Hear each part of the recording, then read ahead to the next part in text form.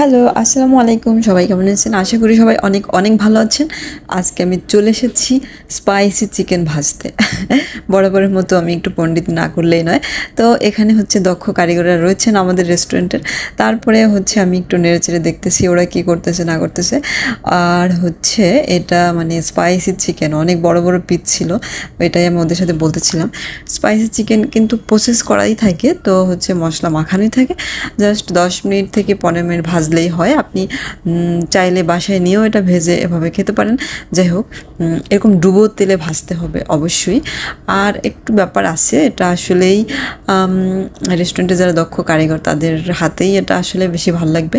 বাসায় নিয়ে আসলে এটা ঠিকভাবে করা যাবে কিনা মানে সবাই নাও পারতে পারে। এটাকে একটু মানে হচ্ছে ভেতরে মশলাটা ঢুকাতে হয়, তারপরে হচ্ছে কিছুক্ষণ রাখতে হয়, একটা ব্যাপার আছে। তারপরেও হচ্ছে মানে চাইলেও বাসায় নিয়েও ভেজে খাওয়া যেতে পারে।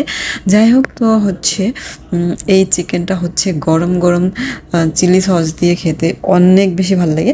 আর আমার কাছে বেশি ভালো লাগে এটা, কারণ এটা একটু ঝাল ঝাল, আর আমার তো ঝাল পছন্দ।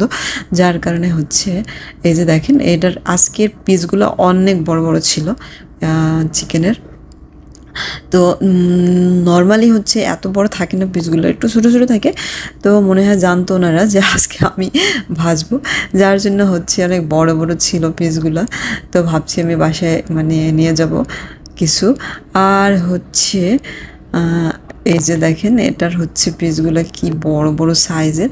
এটার ভেতরে হচ্ছে গিয়ে অনেকক্ষণ হচ্ছে মানে ম্যারিনেট করে রাখতে হয়, তা না হলে মশলাটা ঢুকতে একটু সময় লাগে।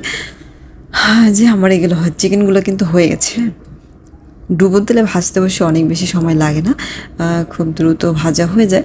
যাই হোক, সবাই দেখতেছিল যে দোকানে নতুন কারিগর আসছে মনে হয়, কিন্তু আমি আসলে সবার মাঝে গিয়ে একটু পণ্ডিতি করি। যাই হোক, আমার কাছে ভাল লাগে যখন মানে এরকম স্পেশাল মানে আমার পছন্দের জিনিসগুলো ভাজে, তখন আমি একটু গিয়ে দেখি, কারণ আমি বাসায় যাতে ভাজতে পারি খুব সহজেই। যাই হোক, ভাজা কিন্তু হয়ে গেছে।